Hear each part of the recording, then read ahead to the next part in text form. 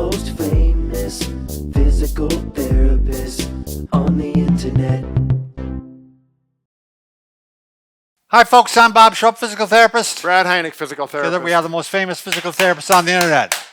What's Let's wrong, get Bob? the energy going. In our opinion, of course, Bob! There we go. 10 ways to reduce knee, calf, and ankle swelling and pain. Yes. This is unfortunately a part of sometimes aging, sometimes different processes can be going on that cause swelling. Right. And obviously you need to check with your doctor if you know this is new and you don't know what's causing it. Right. I mean, if you sprained your ankle, these could be work Yeah. as well, depending on what phase of injury it is. But by the way, if you're new to our channel, yes. please take a second to subscribe to us. We provide videos on stay healthy, fit, pain-free, and we upload every day. Dun, dun, dun, dun, dun. By the way, if you go to bobandbrad.com, go to the giveaway section, you'll find out we're always doing a giveaway contest. This week, we're giving away a Booyah stick. Booyah! Booyah! And you're going to find out you can use this thing for a lot of different problems, especially like shoulder issues. It really works well for that. Go to our Facebook page, Bob and Brad, and you'll find the contest pinned to the top of the page. Go to Twitter, Instagram, or TikTok, and you'll find a 60-second version of our program. There you go, Bob. Okay, 10 ways to reduce the swelling and pain that you're having.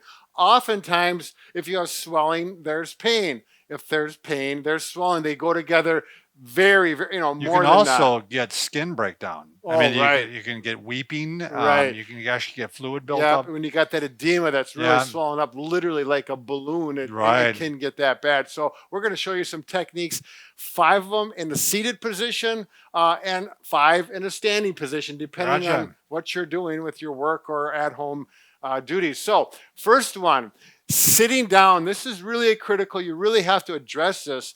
As the height of your chair or your feet, we want to set it up so that the edge of the chair right here does not push in to your hamstrings or the back of your thigh. Because if I sit like this and I'm going forward, that edge is pushing in, and that's literally restricting flow of that swelling. The swelling has to come back up to your lymph nodes as well as your venous return. And if that is limiting that, it's cutting it off. It is. It's like a tourniquet. It's cut off pressure. It's like a half a tourniquet. So we need to change your posture. You can either raise the seat or lower it. If you just get a cushion, this is a cushion that we use, is about 2 inches, and it makes the seat more comfortable. And that might be you can see that eliminated the cutoff pressure. Right, exactly. It might be, if you can't change that, you might want to put something under your feet to raise it up so you should be able to get your fingers underneath here, and then you have adequate. The other thing on this is kind of on the fly here, Brad, because it wasn't part of your board. I'll let it go, Bob. You really want to have your knees not bent back like this. This even cuts off pressure, a little bit too. That's an excellent point. You're better off having your legs. This is better for your knees too, by the way. As you get older, these are things you got to think about. Yeah, exactly. It's actually better to have your legs a little bit straighter than bent. I always tell my patients, imagine a garden hose. When you kick it reduces the circulation. Same thing with your knees. That's the good garden analogy. Thing. Okay, the next thing you can do once you know you have good circulation under the calves is simply ankle pumps. Up and down, 10 to 20 of them. And make sure you pull them up good and far. Stretch those calves out. So what we're doing is we're working the muscles here. That's the natural way to act as a pump, to pump that fluid out. It's your own body's natural pump that's trying to get that fluid back up into the abdomen where it can be processed and you can pee it out. Yeah, exactly. Yeah. And the other thing is we're going to do long arc quads or kicks.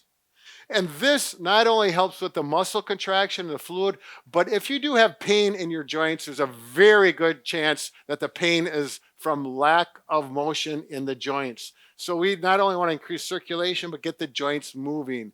And about 10 on each leg would be perfect. So I guess it's pretty difficult, Brad, to go up further and do butt squeezes, because that's what we'd have you do in bed. Right. If you're lying down in bed. Well, Bob, the title says knee, calf, and ankle. We're not talking about the butt.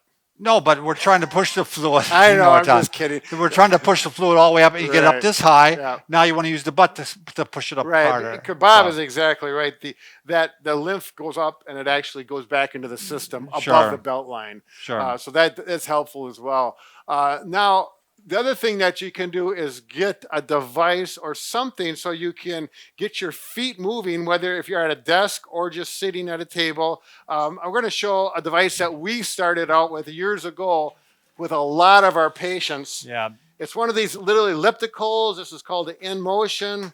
And you can put your feet on there and you just start the pedal. You get some ankle, you get some knee range of motion, and you get some exercise, muscle contraction, doing everything we want as well. Actually had a patient, Brad, and we use this a lot in the clinic too. Right. I mean, yep. Very. well, a lot of our elderly patients use these. Sure. But this alone controlled his swelling because he'd do it every day. Yep. And if he didn't do it, he'd get some puffiness in his leg. There's a couple disadvantages to this particular model. The number one thing is that it weighs about 40 pounds. Oh, it's a beast. It is really heavy. Yeah. It's just a beast, like Bob says, to move. Oh, Bob. Yeah, well, I'm not exaggerating. Exactly right. I don't like lifting them. So there is another device. It's called the knee glide, which only weighs Fit glide. Fit glide. I'm sorry. It's so close to the knee glide. Yeah. But it weighs about less than 5 pounds. Look at this, Brad. I got to do this. Oh, Bob's gonna I do love the doing finger. this. Yep. So Yeah, and you can do curls. curls with it. Now you can grab it by this handle. It's a little more awkward, but you can also grab it by this one. It does slam down like that, but it works well for carrying it around. It works best just to carry it like this. Sure. So anyways, we're going to put this down, and this is a really nice thing to do. And you can use this under the desk, at home, in a wheelchair. Both of these, if you are in a wheelchair, it works very well. If it's a little bit too loud for you because it makes a swish swish sound, what you can do is you can actually put a little silicone on it, Yep, right. and she really slides in. Yeah. So, but this is a great exercise device for mom, dad, grandma, grandpa. You know what I mean? Right. I've this is one of those things that I had a person use it as desk. Sure. Underneath, he had the knee glide, same thing, but with one knee, and he loved it. So very good. Again, 5 to 10 minutes, you'll know because you'll get tired, and then you do that 3 times a day or so with either one of those devices. All right.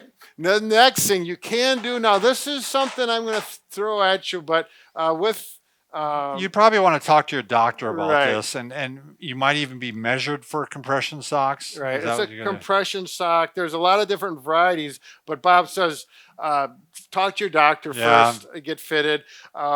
It's helpful to have a little more compression around the foot and ankle than up around by the knee. Yeah, That way it pushes the fluid a upwards. good compression sock will actually kind of have a gradient. Right. Yep, that's a good word for it, Bob. Will actually put a little more stress and pressure down here and less as you go up. Yep, exactly. That's why I don't like really TED stockings because they don't seem to be made that way. They actually can cut off pressure here sometimes. Yeah. So again, compression socks are an option, but look into it first. Sometimes a physical therapist is nice to work with. The other negative thing about that is they're very difficult to put on. They for can somebody. be. Yeah, you got to learn the right way to do it. Now we're going to go to standing, Bob. Sure. If you got a job that you work at or at home, the first thing you can do, I'm going to get this out of the way. Now have something to hold on to. A chair. I'm going to use a Boya stick for balance. But I want you to do, it's similar to ankle pumps, but you're going to go up on your toes and then lift your toes up. So rocking back and forth. Make sure you have good balance. Again, grab something solid, a countertop if you need to. This, again, works circulation, works strength. It's even good for your balance. The next thing is you want to stretch out your calf muscles. You can lean up against the wall and see how I'm stretching here. Don't let your toe point out, straight ahead and stretch. You're going to hold it 5 to 15 seconds. You can hold longer if you like. Make sure you do both feet. Feels good typically. Don't get too aggressive if you have not done these in the past. Hold for 5 seconds, and I don't want you to get sore the next morning. By the way, I want to mention too on those toe ups and heel ups. Yep. That's what's nice about those. You can do them all day long. Sure. I had a teacher. I think I brought this up before. Well, not consistently.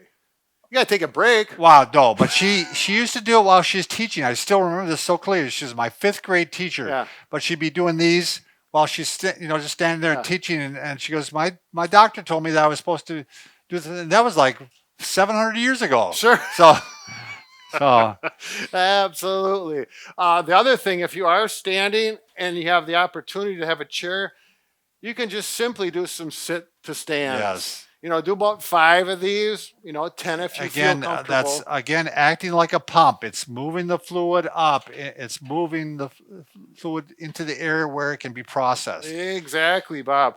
Now, if you happen to be working at a countertop or at your workplace where you're standing while you're working, if you can manage it, a stool like about this height, so you're working for about 20 minutes, your leg pain is starting to, you can feel the swelling, just to sit like this, and you can work some ankle pumps, sit for 5 minutes and stand, and just working that as you can be really helpful, particularly on the joints, if your joints are painful. Would you agree, Brad, though, that you probably wouldn't recommend prolonged standing if you have ankle swelling? Right. Well, I'm saying if the person is working. Yeah, they're doing a job where they're forced to stand. Because unfortunately, standing is probably going to put increased stress on your venous system. And a lot of people, that's where they get swelling, is because they prolong stand. Right. And so you're right. That's a great option. If your job entails standing, try to see if your boss will let you use a stool to at least sit down once in a while and get your feet up. Right. Yep. A little bit. The other thing you can do at the same situation is you can just shift your weight right to left. Or if you have a short stool, this is probably a little high. If you can put your foot up and continue working and just shift like this. This is about 8 inches high. I'd recommend maybe 4, maybe 6 inches, a little bit lower. What we always say, people, if they're washing dishes at the sink, open up the cupboard below, and you can use that little 4-inch step in there for that same concept. Out of these 10 ideas, you hopefully will find some that work for you. You want to see the proof is in the pudding, as they say. Right. You look down and you see, is this helping decrease my swelling? Right. That's the ones you want to keep doing. Exactly. And all of them probably are not going to eliminate or decrease the swelling in one day. You've got to work at this for a number of days to see the progress. Bob, we did say 10. We only did 9. But for standing, this is a 10th one. It's kind of a double dipper, but you can also do compression garments as well. Standing. I thought you did. Oh, I see. You did. You didn't do that number 10. Well, it goes on to sitting. I gotcha. All right. I know viewers are pretty sharp out there. They count. They're going to count. And they would say, you did 9. What happened to the 10th one? Here's number 10. All Remember, right, Brad and I can fix just about anything except for a broken heart. But we're working on that as well. All right. Thanks for watching.